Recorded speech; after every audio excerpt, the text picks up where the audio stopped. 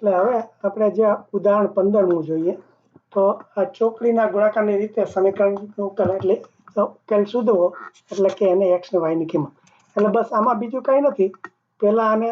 આ જે બે સૂત્રો આપ્યા છે કે આ 2x - 5y બરાબર 4 તો એને પ્રમાણિત સ્વરૂપમાં મૂકવું એટલે કે આ 4 ને પેલી બાજુ લઈ જાઓ એટલે આ 2x - 5y - 4 બરાબર 0 થાય પછી આ બીજું સૂત્ર છે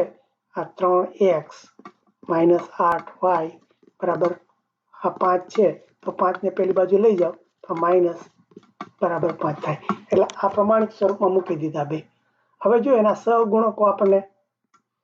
ખબર પડવી જોઈએ એટલે આપણે આજે પહેલાનું આને આ બે છે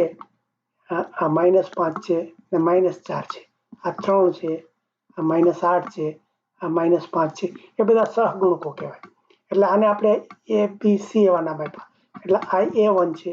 આ b1 છે આ c1 છે પછી આ a2 છે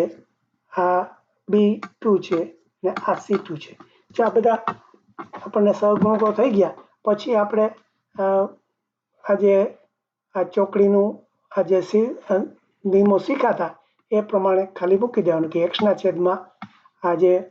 આપણે આ બેનો ગુણાકાર એટલે -5 અને -5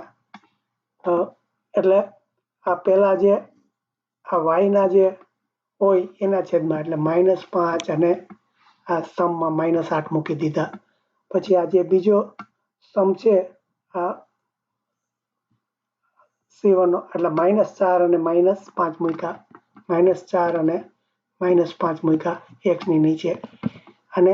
એ રીતે બસ આપણે જે આ y માં પછી આ જે y છે તો એમાં આ રીતે આ સ્તંભના એટલે અચલના જે સહગુણકો છે એટલે -4 અને -5 અને બીજા કોલમમાં x ના જે સહગુણકો છે x ના છે આ 2 અને 3 એટલે આ રીતે આપણે બધા મૂકી દીધા અને અચલનું પછી મૂક્યું છે એમાં આ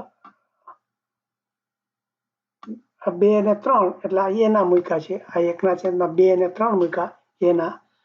એટલે x ના અને y ના સહગુણક છે એ -5 અને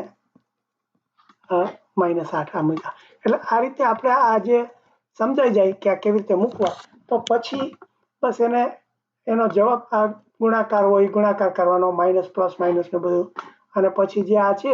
અહીંયા આ x ની જે નીચે આવ્યું આની ઉપર લઈ લેવાનું એટલે x નો જવાબ મળી ગયો અને y ની તો જે નીચે હોય એને અહીંયા ઉપર લઈ લો એટલે y નો જવાબ મળ્યો એટલે આ રીતે x ને y ની કિંમત આપણને મળી ગઈ એટલે આનો આ એક ઉકેલ થયો અનન્ય ઉકેલ એટલે x ની કિંમત 7 y ની કિંમત 2 એ રીતે આપણે મળી ગઈ